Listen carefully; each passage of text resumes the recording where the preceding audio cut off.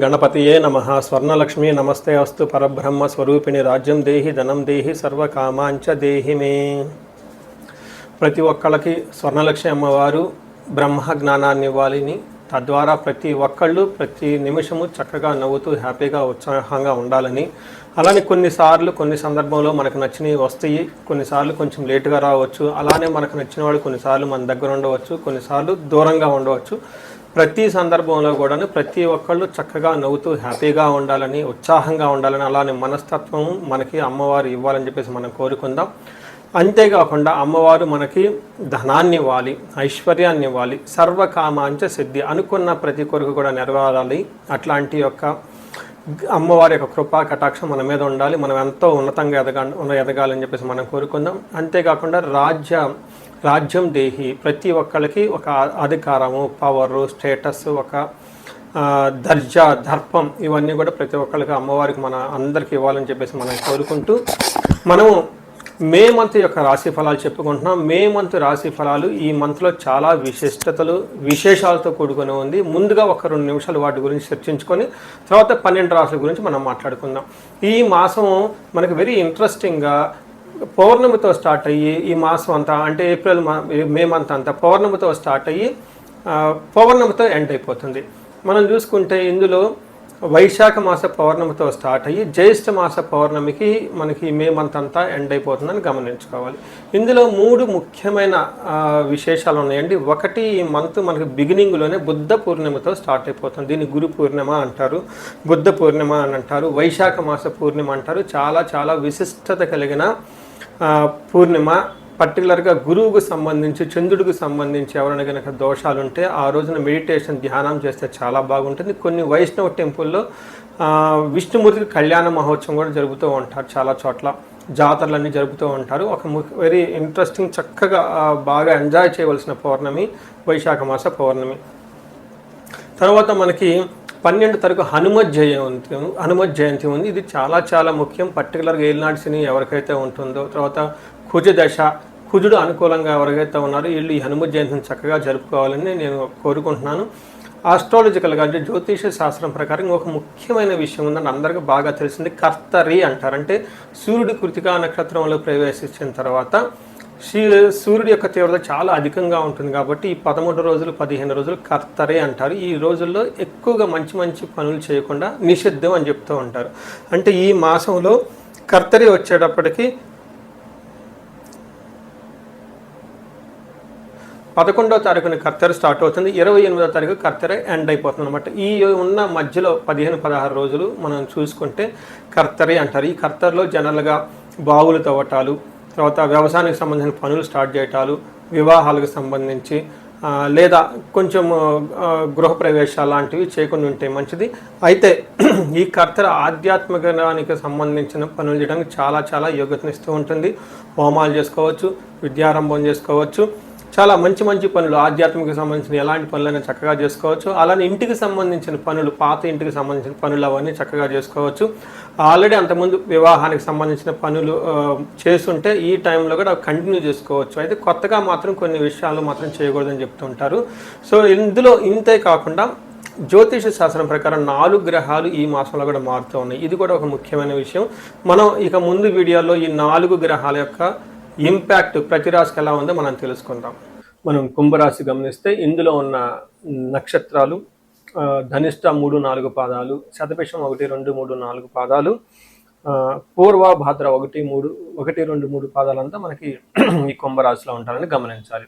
పేరు బలం చూసుకుంటే అందరికీ తెలిసిందే, తెలుగు రాష్ట్రాల్లో బాగా పాపులర్ అయిన పేర్లు మొత్తం చాలా ఎక్కువ మంది ఈ రాశిలో నుంచే వస్తారు. వాళ్ళకి గు, గే, గో, సా, సి, సు, సే, సో, దా అన్న అక్షరాలంతా కూడాను ఈ కుంభరాశిలో ఉంటారని గమనించాలి.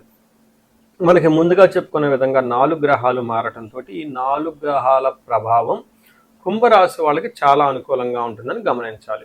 ఇంకొకసారి రిపీట్ చేస్తున్నాను, కుంభరాశి వాళ్ళకి చాలా అనుకూలంగా ఉంటుంది.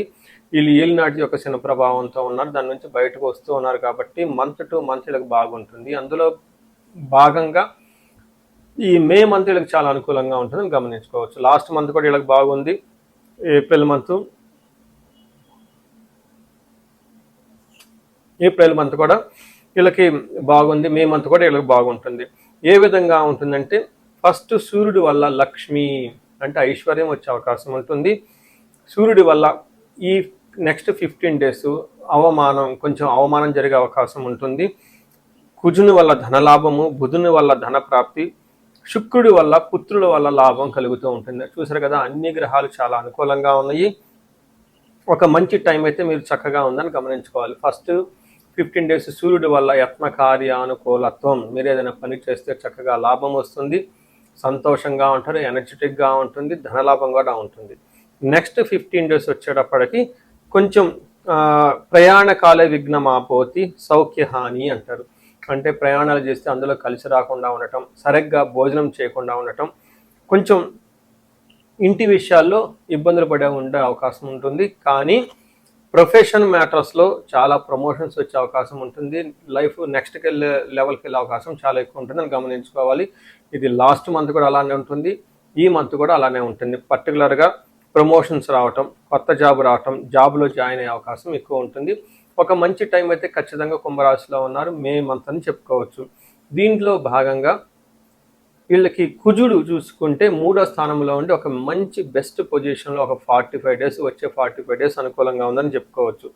ఏ ప్రకారంగా అంటే మనకు సంస్కృతంలో మహర్షులు ఏం చెప్తారంటే విత్తలాభ సదా ఆరోగ్యం ఇష్టసిద్ధి సుఖావహ వస్త్రలాభో ధన ప్రాప్తి తృతీయ స్థానకే కుజ అంటారు. అంటే ఏ ప్రకారంగా ఉంటుంది, విత్త లాభం అంటే ఫైనాన్షియల్గా చాలా బాగుంటుంది, ఆరోగ్యం బాగుంటుంది, ఇష్టసిద్ధి, అనుకున్న పనులన్నీ అనుకున్న విధంగా చేసుకుంటూ వెళ్ళిపోతూ ఉంటారు. వస్త్ర లాభం, చక్కగా మంచి బట్టలు, చక్కగా కొత్త కొత్త బట్టలు వేసుకుంటూ ఉంటారు. ధన ప్రాప్తి, ధనం కూడా కలిసి వస్తుంటుంది. అన్ని విషయాలు చాలా బాగా కలిసి వస్తుంది. అందులోనే బంగారు వస్తువులు కొనుక్కునే అవకాశం కూడా ఉంటుంది. ధైర్యంగా ఉంటారు ఈ రాశి వాళ్ళని చెప్పుకోవచ్చు. అయితే వీళ్ళకి ప్రాఫిట్స్, బిజినెస్ పీపుల్ ఎవరైతే ఉంటారో వాళ్ళకి ప్రాఫిట్స్ వస్తుంది, ప్రోగ్రెస్ వస్తుంది, అనుకున్న పనులన్నీ చక్కగా అన్ని సాధించుకొని ముందుకు వెళ్ళిపోతుంటారని గమనించాలి. ఇదే విషయంలో వీళ్ళకి 5వ స్థానంలో శుక్రుడు ఉండటం తోటి మహాభాగ్య యోగం అంటారు. అంటే కోణ స్థానాల్లో శుభగ్రహాలు, పర్టికులర్గా చంద్రుడు కానీ బుధుడు కానీ లేదా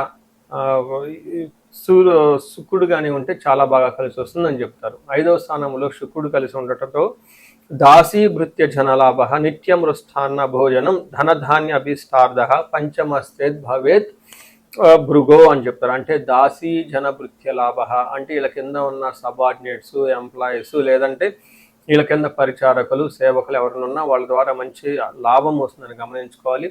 నిత్యం మృష్టాన్న భోజనం, చక్కగా ప్రతిరోజు మంచి మంచి భోజనం చేస్తూ ఉంటారు. ధనధాన్య అభిష్టార్థ, వీళ్ళు ధనం సంపాదించుకుంటారు, ధాన్యం సంపాదించుకుంటారు, అనుకున్న పనులన్నీ చక్కగా జరుగుతూ ఉంటాయని గమనించుకోవాలి. అంతేకాకుండా వీళ్ళకి జెంట్స్ ఉంటే లేడీస్ ద్వారా ఖచ్చితంగా లాభం ఉంటుంది. అదేవిధంగా స్త్రీలు ఉంటే వీళ్ళకి వాళ్ళ ఇంట్లో ఉన్న జెంట్స్ ద్వారా, మగవాళ్ళ ద్వారా లాభం చేకూర్చే అవకాశం ఎక్కువ ఉంటుందని గమనించుకోవాలి. ఇంతేకాకుండా ధనిష్ట, శతభిష, పూర్వభాద్ర నక్షత్రాలు చూస్తే ధనిష్ట నక్షత్రం వాళ్ళకి జయప్రదంగా ఉంటుంది. బంధనము, భయము, కలహము ఉంటుంది. ఒక రకం కొంచెం మిక్స్డ్గా ఉంటుంది. ధనిష్ట నక్షత్రం వాళ్ళకి జయం, అనుకున్న విధంగా ఏదో పనులైతే సాధించుకుంటారు. కొంచెం కన్ఫ్యూజ్డ్ అనే పరిస్థితిలో ఉంటారు. బంధించబడినట్లు, అంటే ముందుకు వెళ్ళాలా, వెనక్కి వెళ్ళాలా, యుఎస్లో ఉండాలా, ఇండియా వెళ్ళాలా, ఇప్పటిదాకా మంచి జాబ్ చేస్తూ ఉన్నాము, ఈ జాబ్ వదిలేసి వేరే బిజినెస్ పెట్టాలా, లేదంటే కొత్త వెంచర్ స్టార్ట్ చేస్తున్నాం, ఏది స్టార్ట్ చేస్తే బాగుంటుంది, ఇలా కన్ఫ్యూజ్డ్ అయిన పరిస్థితుల్లో ఉండే అవకాశం ఉంటుంది. దీనికి సొల్యూషన్ మీ హారోస్కోప్లోనే ఉంటుంది. ఒకసారి హారోస్కోప్ చూసుకొని మీ హారోస్కోప్ ప్రకారం ఏది చేస్తే మీరు 10 రెట్లు ఎదుగుతారనేది చేయించుకోవడం చాలా ముఖ్యం. అలానే శతభిష నక్షత్రం వాళ్ళకి జయప్రదంగా ఉంటుంది. వీళ్ళకు కూడాను ధనలాభం ఉంటుంది, భయము, బంధనము కూడా చూపిస్తుంది. పూర్వభాద్ర నక్షత్రం వాళ్ళకి ఐశ్వర్యవంతంగా ఉంటుంది, జయప్రదంగా ఉంటుంది, ధనలాభం ఉంటుంది. ఒక రకంగా చెప్పాలంటే పూర్వభద్ర వాళ్ళకి చాలా చక్కగా ఉందని చెప్పుకోవచ్చు.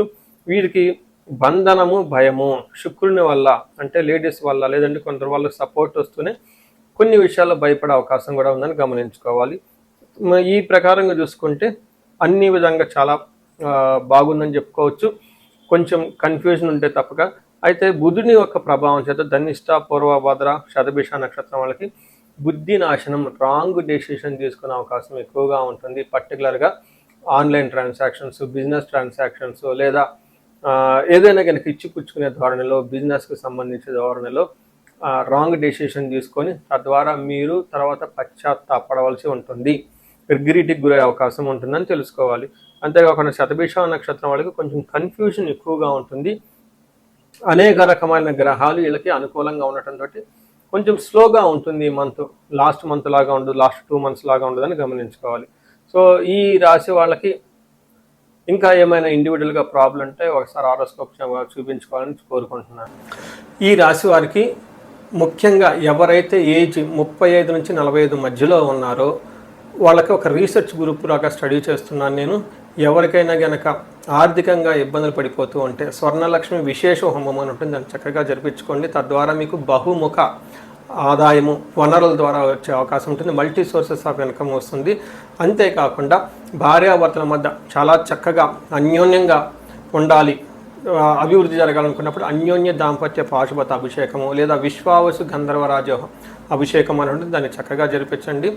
అంతేకాకుండా చాలాసార్లు మేము చండీ హోమాలు ఎక్కువ జరిపిస్తూ ఉన్నాము. లాస్ట్ మంత్ చూసుకుంటే చాలా చండీ హోమాలు చేశాము. ప్రతి ఒక్కళ్ళకు కూడా శత్రు బాధలు ఉన్నా, లేదంటే కోర్టు వ్యవహారాలు సరైన అట్టిడు కాకుండా మధ్యలో ఆగిపోతున్న, మీరు ఆఫీసుల్లో ఒక మంచి మేనేజర్ లెవెల్ పొజిషన్లో ఉండి సీనియర్ పొజిషన్లో ఉన్న, మీ మీద ప్రమోషన్ రాకుండా అడ్డుపడుతున్న వేరే వాళ్ళు మేము కావాలని ఇబ్బంది పెడుతున్నా కానీ ఇలాంటి వాళ్ళు చండీ హోమం చేయించుకున్న, అలానే రాహు దశ ఎవరికైతే నడుస్తుందో వాళ్ళంతా రాహు అంతర్దశలో వాళ్ళు ఉన్నారో చండీ హోమం చేయించుకుంటే చాలా బాగుంటుంది. అంతేకాకుండా ఇది పిల్లలకి అకాడమిక్ టైం కాబట్టి మనకి విద్య బాగా రావడానికి మనకి 3 రకాల దేవతలను ఉపాసన చేస్తూ ఉంటారు జనరల్గా.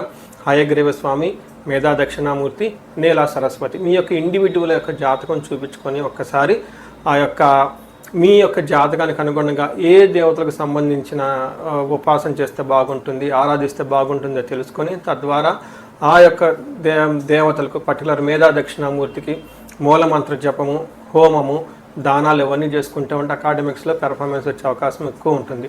ఇవి కాకుండా మీకు ఎలాంటి సమస్య ఉన్న, కాలసర్ప దోషం ఉన్న, పర్టికులర్గా వివాహానికి ఇది మ్యారేజెస్ టైం కాబట్టి మీకు 28 సంవత్సరాలు 27 వచ్చి ఇంకా వివాహం పోవట్లేదంటే ఖచ్చితంగా ఏదో ఒక దోషం ఉంటుంది. అవన్నీ చూపించుకొని పరిహారాలు చేయించుకుంటే తీవ్రతను బట్టి చక్కగా పెళ్ళే అవకాశం ఎక్కువ ఉంటుంది.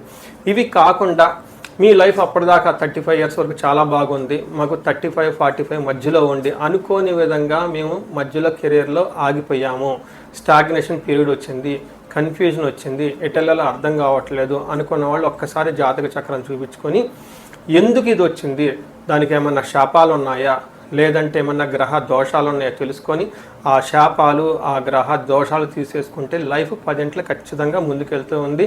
ఇంకా ఒకటి, ఎవరికైతే ఏలినాడు శని, అర్ధాశ్రమ శని, తర్వాత అష్టమ శని నడుస్తూ ఉందో వాళ్ళందరూ కూడాను చక్కగా సంపూర్ణ శాంతి పూజలు చేయించుకోవాలని చెప్పేసి, మీకు ఎలాంటి సమస్య ఉన్నా కానీ దానికి చక్కటి పరిష్కారం ఉంది, ఎలాంటి కన్ఫ్యూజన్ ఉన్నా దానికి పరిష్కారం మీ జాతకంలోనే ఉంది. చక్కగా పరిష్కారాలు చేసుకొని మీరు జీవితంలో 10 ముందుకు ఎలా ఎదగాలని, మీకు అష్టైశ్వర్యాలు కలగాలి, భోగభాగ్యం కలగాలి, చక్కగా సమాజంలో ఉన్నతంగా ఉండాలని చెప్పేసి నేను కోరుకుంటున్నాను. నమస్తే.